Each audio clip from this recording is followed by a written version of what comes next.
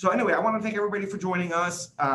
We had a really great day yesterday, and I think we're really getting the understanding of where 2021 is going, where it's going to be. We had some fantastic commentary on real estate and where people are expecting there to be opportunities in real estate. Of course, David Drake spoke, and he was talking about just the nature of entrepreneurialism and success and failure of investing in 500 companies. And of course, he talked about crypto and some of the new things that he's working on. We had a great panel that spoke on the economic outlook.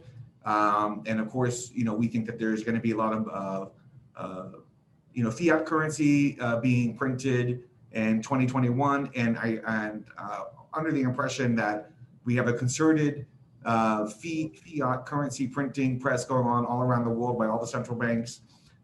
So that naturally led us to a discussion on cryptocurrency.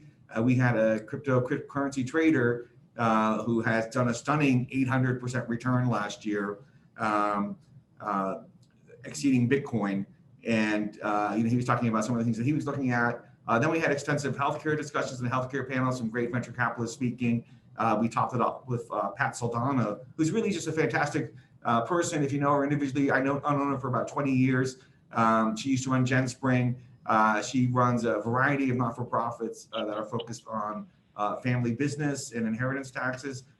Many of you might know that there are, many family-owned businesses out there that when the entrepreneur dies or the next generation dies, because of tax law, a lot of times companies, individuals have to sell their shares to keep governance.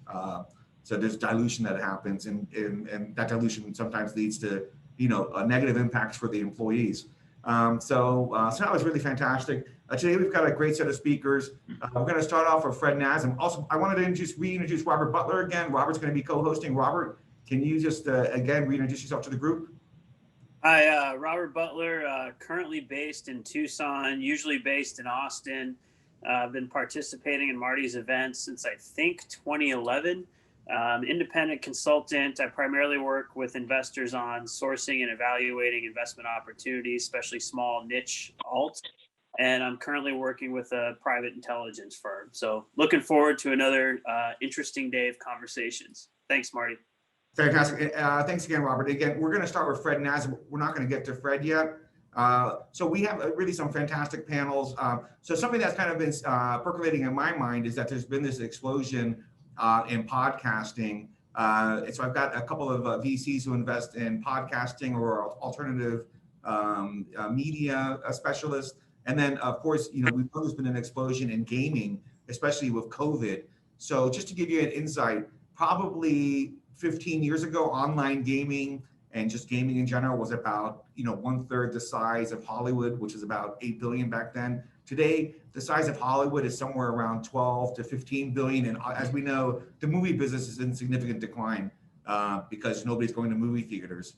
But however, gaming has exploded. The gaming economy worldwide is somewhere around 150 billion and getting bigger faster. And you see people who have, games on their cell phones, video game consoles, etc. So they enjoy games. Me, myself, I'm a board game guy. So if you have any good board games, please suggest them. I'm not really a gamer, but I love board games. Later, we have a panel on Fintech, some really fantastic speakers on Fintech. So Fintech's going through another explosion in valuation. As we know, following 2008, there was a great expansion in Fintech. We had like PayPal, Square, so many of these companies that came along out of nowhere, and then just they took over white space, or they took over things that we formerly identified with banking. One of the things that I'm always concerned about, or something I'm interested in, is the role of Fintech with the unbanked, and how Fintech has the ability to skip generations of banking and financial services, just like mobile phones did for people who didn't have phones. So again, the old study was that people assumed that people would go through with mobile phones. They'd have to go to the wire first before they got used to phones, et cetera. But that didn't happen. People went right to mobile and mobility. So, and we've got great speakers there. A series of family offices are speaking, et cetera. Rick Stream is going to be speaking. Rick Stream is a company in New York City. They do some 401k management. products, and they've had a lot of success this year with growth despite COVID. Then, of course, as I said, we're going to have Dan Moorhead speaking. Dan's kind of been at the forefront of crypto for many years. We've known him since around 2014. Some of you who may have been down in Miami back in 2015 and 2016, he wasn't the guy, but you may remember the guy that was giving out $15 to $20 a bit of Bitcoin back in the day when Bitcoin was like 600. I think that's kind of worth a lot now. And I've had people calling me saying, how can I find out where my wallet is? So after that, we've got a great group of women-led alternative strategists, general partners, et cetera. I'm really happy we're going to have the Innovation Fund, Urban Innovation Fund is going to be speaking. They've been a great success.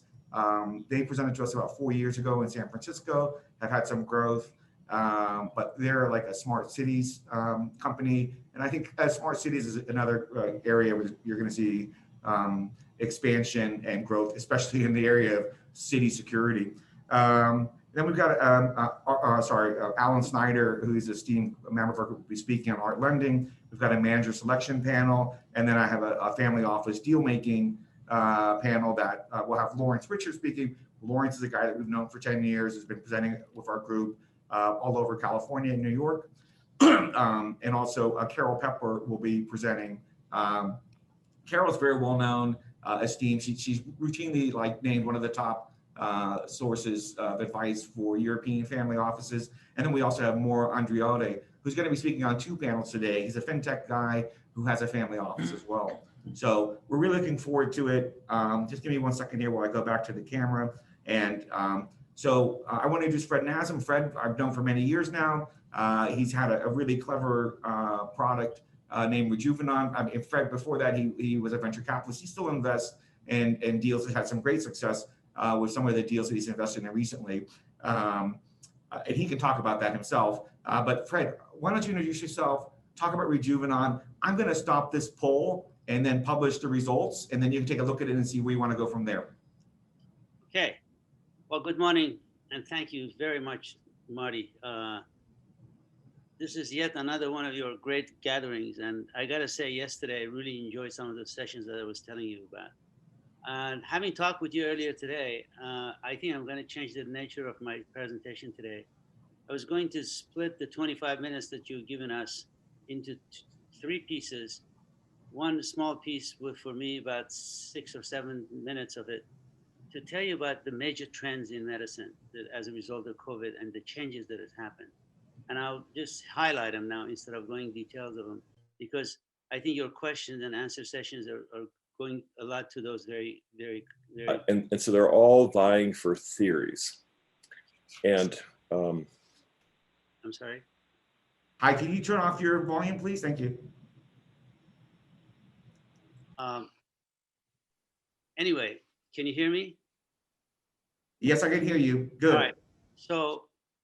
So what 2020 will go down as a anyway, so in terms of housekeeping, my colleague and the president of Rejuvenon, Rishi Madhak, MD, is going to be joining this conversation and presenting the telemedicine, telehealth, and in that context, essentially what Rejuvenon is up to. A lot of your questions I just see is relating to that. So we'll then spend, after he presents his piece, we'll have hopefully 7-8 minutes to answer questions directly. In any event, so the bottom line for me is that 2020 will go down as a truly disruptive year. We all know this. The COVID-19 basically revealed, for instance, the many ossified aspects of our healthcare system.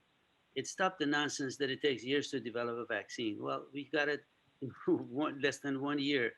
It stops the nonsense that regulatory agencies will not allow you to do a vaccine less than 5 or 6 years. Things will take forever. They became a tailwind, and I expect that become a norm going forward. They essentially, they said, I'm sure, Marty, you remember from the past conversation, early days of Rejuvenon, when I was talking about it, people really didn't know anything about telemedicine, telehealth. We kept telling them about it. It just took 1 month, 1 month to go from 1% recognition and use to 40% recognition and use within this short period. So telemedicine suddenly became the front door to medicine. And Rishi will talk a little bit more about it. But let me just highlight 8 things that I see among several more. But I just want to highlight the 8 places where there's opportunity for asset building and investment. One area is, and I think it's not hidden, but it's coming forward very fast, importance of patient data. We relied on professional data and doctors' notes in EMR, and suddenly patient data is becoming more and more, as consumers are using it, particularly in telemedicine, telehealth, patient data became very important. We always thought it was the most important, but together with EMR or EHR, you will have the 360 view of the patient. And this is going to become much, much more evident in the next 5 years. So the second area is unbundling of what I call health insurance. I know I ran Oxford Health Plan as the chairman and CEO, and so I have some understanding of healthcare insurance. I think people, as they got laid off, and the numbers grew, they didn't have healthcare coverage. They ran for coverage, and they found out how much they're on the hook for, the expenses, their healthcare, how expensive it is, and how difficult it is to deal with the mumbo jumbo of insurance. And that's where what you were talking about, fintech is going to come in, will make it a lot easier. I think a good example is the company Lemonade that went public. They're not in the healthcare side of insurance, but they're in the other side. And it's just growing like crazy. I think easier insurance is in the picture. Number 3, in terms of importance, I think is going to be the higher acuity of virtual care. Telemedicine, telehealth was for leitmotif overnight problem and would get rid of 90% of your problems, but there was always a 10% difficult one, and there is more intensity in terms of MD participation. I think you're going to see telemedicine opening much wider, including a lot more procedures that people thought it was only belongs to the hospital and OR rooms. And we can go into some details of that. The fourth thing that I wanted to cover, and I see areas of tremendous interest, is the entrance of drug distribution companies, RXs, and laboratories into this whole area, into the village of healthcare delivery system. They will become increasingly a delivery mechanism of healthcare, and they participate in it. I think GoodRx was a good example. Discounters, and then they started talking medicine, and they look at what happened to them. So it's very exciting. The next one, and I think it's probably the most important development, together with the Moderna thing that we'll talk about in a minute, is what I call the 3 musketeers, the convergence of DNA sequencing, artificial intelligence, and gene editing. When you see gene editing, like CRISPR, or something that one of my companies that I was a co-founder of, Bluebird Bio, by the way, 2 days ago, they announced they're going to divide the company into 2 pieces. This was a company I couldn't give it away, by the way, for years. And then finally, we broke through, and with the product of replacing bad genes with good genes, and became a national sensation, and the company is multi-billion dollars now. But the bottom line is, this whole area is coming together of 3 things: convergence of DNA sequencing with new sequencing machines, particularly another company I'm involved with, Genapsys. Again, I offered to Marty's group before, and we just had another financing with a company that's closer to $1 billion valuation. And because this company does the sequencing at very reduced price on a handheld basis, and accuracy as good as Illumina. So it's a big thing coming. It's private. It's going to come out. So that area of gene sequencing and CRISPR type of editing of genes, and artificial intelligence, which is really present in all of the things that I'm talking to you about. So I see some huge areas of opportunities. We can go talk about it. Then there's the antibodies. We've all got to know what antibodies. Antibodies fight disease in our bodies, but they can also be created to control disease-causing proteins. These tools are particularly effective in the so-called tumor microenvironment. I won't go into details of it. For cancer, for instance, cancer cells hide in proteins, and there's now new trends in so-called bispecific tumor antibodies, where it's like a letter Y, and the two antennas. One antenna is a way to camouflage, take the camouflage off of the cancer and stop the cancer from growing. The other one has got either an element of setting off the immune system to go fight it, or having a drug therapy to go in it. So in a microenvironment around the cancer cell, they can really get to the cancer, block it, get rid of it. So next area, next of the last two that is left, I would say messenger RNA antibodies. I don't want to go into a lot of detail. So many people have learned about it, but what Moderna and Pfizer, and particularly Moderna, did is incredible. It's more than just a vaccine they came up with. They came up with a whole platform. This platform technology in biotech is going to be the most valuable going forward. You don't have to even wait a year to develop a vaccine, new one, if something else shows up. They can do it in months because of these platforms. This platform also goes far beyond the vaccine that we are talking about to a lot of different developments for cancer and other places. Again, subject of great interest and talk. Finally, I think genomics for the masses is here. Human genome was sequenced 20 years ago, but only recently it has come to be of wider use. What is very exciting is 5 years ago, hardly anybody ordered anything in PCPs, never ordered anything in genetics. But now 60% of PCPs have at least one genomic test they've done for themselves or their patients. So this is going to become much bigger thing, particularly with a trend called polygenetics risk factors or risk score or PRS.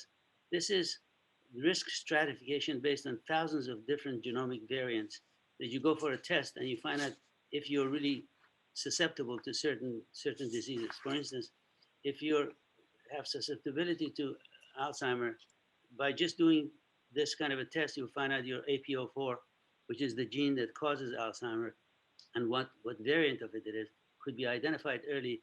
And there's some great hope that if you get it early, you could do something about it. I stopped there. In summary, it is hard to imagine what the tectonic effect of these cohorts of modern tools are going to do. I just had 8 of them for you. It's probably double that number. The trend I just outlined will essentially, with the regulatory tailwind, is going to do wonders for us. So welcome to the new world of medicine. It is just an exciting thing. I'll stop there and answer any questions. But next is Rishi, who could talk about Rejuvenon, but more importantly, that whole space that we are in, if there's any question. Why don't we move to Rishi? But we do have a lot of questions, and as a matter of fact, we're running a second poll on where the investors invest, and they wanted to get some more information about what you think is the most exciting field outside of healthcare IT in healthcare investing. But why don't you, Now let's have Rishi talk, and then we can both answer, because he's just as interesting. Fantastic. So Rishi, take it away. Awesome. Thank you. Thank you, Marty. Thank you, Fred. It's wonderful to see you, and hopefully we can see each other in person soon. Thank you, everybody, for your attention. My name is Rejuvenon. I'm the CEO for Rejuvenon. I'm going to talk to you about our digital health platform that delivers a concept that I was happy to hear about yesterday, when we've been espousing for some time, whole care, telemedicine, and telehealth to our members through a personalized Rejuvenon experience that's powered by a deep tech stack. We've had fantastic partnerships in this past year evolve and have a tremendous growth rate. One of our best partnerships is the City of New York and the Department of Aging. And as I speak to you, and I promise to be brief, we are in the process of raising a Series C and to further fuel our growth, as well as looking at early access or early vehicles to public markets through either IPO or SPAC. But as I mentioned, it's trite to say, because so many have said it, that this year has propelled healthcare and the practice of medicine. What we couldn't do in 10 years, we did in 10 months. Because of factors such as COVID, healthcare and telemedicine has been pushed to the virtual front door. We are the virtual front door to healthcare. And what's emerged is relaxation and restrictions around telemedicine, increased reimbursement, and a forced adoption by doctors, by patients, by health systems, and by payers. But what the market has also realized is that sticking a camera in between a patient and a doctor isn't enough. If you look at companies such as Teladoc and Livongo, they came together not to just provide more telemedicine, but to provide this whole care piece, to provide an engagement with the patient that was personalized to them, that empowered them and stayed with them to help drive them through the complicated process of healthcare, to really give them a return on their investment, which is really a better life. And that is something I know for those of you who've seen the Rejuvenon presentations, you've seen this chart before. Rejuvenon has been developed for years now to add years to your life as well as life to your years. And we do that through the Rejuvenon clinical wellness platform, through our approach to whole care, which couples telemedicine. We have our own nationwide practice of physicians with our telehealth, combining in care, content, and communities that are curated and specialized for each member in their own unique Rejuvenon experience. And the entire experience was founded in hard science that won the Nobel Prize back in 2009, focusing on mitochondrial and telomere research, and has expanded since then. So when you come onto the Rejuvenon platform, as I mentioned, a member is able to access our physician network, whether it's a medical visit, mental health, nutrition, as well as wellness support, being able to meet them where their need is. But their experience is governed and objectively scored through a Rejuvenon health score, taking 10 biomarkers where we took the time to understand the research of how do we engage patients and really prevent the disease of aging and all the chronic disease that goes with aging. These 10 biomarkers are what we found that we could measure and intervene upon through traditional medical therapies, as well as the Rejuvenon health experience that I'm going to go on to describe. The health experience comes from our own content that we've developed. We are a premium content service in this regard. We have not just anybody, but Nike, Lululemon, brand ambassadors running you through your workouts. We have New York Times 3-star chefs, not just providing you with a nutritious meal, but one that's you can actually make and is actually delicious as well. Our members have an experience because we've taken the consumer first approach to the delivery of our whole care. And we create everyday relevance through challenges, rewards that are specialized to our members based on their need, and engagement through online communities. So you can connect with members who are experiencing health in the way that you are as well, to know that you're not alone in your process of healthcare. So we create a personalized and engaging platform where you can connect to your traditional medical therapies, as well as the entire true telehealth experience. That's whole care. Now, how do we do it is really a bit of the secret sauce. We don't just take our physicians and throw it at the patient. Yes, we do have physicians who staff all 50 states, but really when you come onto the platform, as I mentioned, we use our clinically validated and scientifically validated Rejuvenon health score. Oops. We use our Rejuvenon health score to drive a risk detection and treatment engine, which basically looks at our patients and their risk for diabetes, hypertension, and the other chronic disease that comes with aging. And we provide a recommendation, a Rejuvenon experience, which started out as a few hundred experiences that we could drive members through. But now that we've coupled the system with machine learning and really a deep neural network, we're able to create thousands of experiences that basically align with the member. What do they want? What do they need? What are they at risk for? And what are they most willing to do? We drive content, community, as well as medical intervention and visits through our platform to get them there. Again, adding that years to your life and true life to your years. Along the way, we're collecting data actively and passively to better inform this process. So this is just this quick snapshot because I don't have enough time to take you through the entire platform of how we thoughtfully implement technology into the experience to create scalability of our company. We could not have done this 5, 6, 7 years ago, but rather we're able to engage with our patients, thousands of patients at scale, because we bring them in.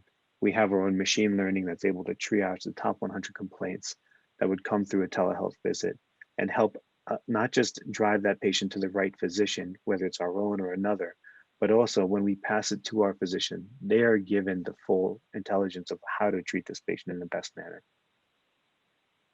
We've gone to market with both a B2C and a B2B2C. We treat the patient as a consumer, and we have really two main marketing plans. One is a retail where we charge the patient a per member per month fee, as well as a basic fee to talk to the doctor. but we've also launched a Medicare Part B plan nationwide. With the launch is where we launched with the City of New York and the Department of Aging. We are their preferred vendor for over 500,000 seniors in the City of New York. And we won that bid not because we're a telemedicine platform. We won that bid because we are a whole care approach, engaging those at-risk populations during COVID and beyond. New York has already reached out to renew the contract with us. We won that bid because of our whole care approach to the member, providing a unique personalized Rejuvenon health experience. We provide support to Turkish Airlines and their ground crew and flight crew. We are expanding and have insurance partners as well that are coming online, such as New Access. This is that return on health that I talked about. This is about the living longer, living better. Our system is so malleable that we're able to bring on former NFL running backs and provide them a return on their investment of their health through nutrition, stress, as well as medical visits. And we're also able to take people who are at the start of their health journey, plagued already by diabetes and hypertension, and take them from being on 3 medications a day to 1 medication, as well as empowerment, all through, within the first 90 days. This is one thing that I don't think you've seen in the years that we've been talking and have been been following us with Rejuvenon is we've had fantastic growth this year and continuing 200% quarterly growth across our retail and Medicare plans, well above any industry standard, 79% engagement on our app even past 90 days with a less than 1% churn.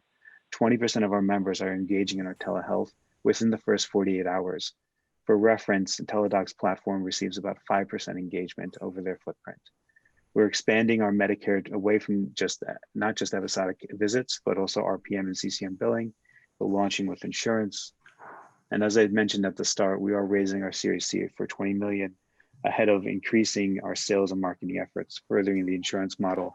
And we are excited to move towards the public market through a SPAC or IPO in the near future. I'm happy to talk with anyone offline or after this meeting if you're interested in learning more, or you can also reach out to Fred. Our contact information is right there, and I'll make sure to put it in the chat. Thank you. Okay, Marty. Yeah, this looks great. I mean, so it's interesting that your presentation kind of really followed up with our poll, which I was not expecting. But you've answered a lot of questions that have been outstanding, such as channels, potential exits, et cetera. Any perspective timelines or things like that? Well, there is, with so much liquidity, we're in the market. We're talking to a lot of people and finding the best way out. But I think this is the time. Years and years of venture capital and taking companies public. Most often, the management says, "Well, we're not ready to go public." And what I learned is that you go public when the market is ready. You don't go public when you're just ready. Hopefully, you and market are ready. I think we're almost there. So we're looking at that. And we're also looking at this SPAC business, which is now growing phenomenally. I think you're going to see a lot more SPACs coming on. With this huge amount of money, this is one of the best way for them to find their way into investments. So yeah, I hope I answered them. So a couple other questions that came from the audience was, when they look what their investment decision-making processes, the 2 leading factors are, potential IRR in the management team with followed by what's the investment sector. Any commentary on that? Or yeah, I got to tell you, I have, and Rishi could add to this, but basically, when you come to investment, as far as I'm concerned, the best thing to do, first of all, over the years of hiring people for them to run it, management is the most important. And of the importance of management to me is the management that could raise funds. You say, wow, that's ridiculous. But for raising funds, you have to have your stories right. You got to be able to attract people. You got to do a lot of things right. So that in one nutshell will give you a lot of things you're looking for. So I usually look for their background. Have they built anything? Have they raised funds? Have they taken things public? Are they really worried about it? And so that to me is very critical. So management team is important, very important. IRR is not going to happen if you don't have that and if you don't have a good product. Ultimately, management team, the next one in line for me is quality of the product. I love Lincoln's saying, he says, if I have 10 hours to fell a tree, I spend 9 hours sharpening the axe. So if you sharpen the axe and you got the right product, sooner or later you find your way into the markets and into the stock market.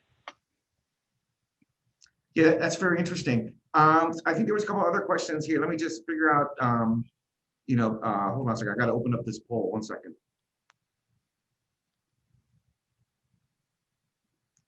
Right. So, more general questions that were being asked is, I mean, we kind of talked about, where things are in terms of Rejuvenon and, new timetables, like expectations for healthcare delivery. So my question is, there's kind of been a new efficiency, at least with bringing out this vaccine. So let me bifurcate the question because, or the statement. The vaccine development was incredibly fast, and approval. The delivery hasn't been so great. So do you expect like that new drugs and others will continue to come at this kind of a speed, or will things slow down post-COVID?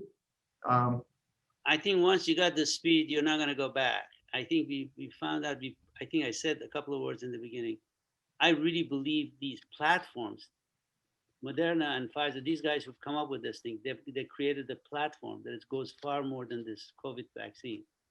So the next things that they develop in a variety of ways, small molecule, you name it, the whole 9 yards of development is going to go much faster. And I think people also learn that they can't, they don't take excuses anymore. You just can't get caught in the regulatory environment and just stay there for years when people really need these drugs. Anyway, the bottom line for me is these platforms, the platform companies in biotech have proven to be fantastic. I'm really proud. It's very inspirational to see that happen.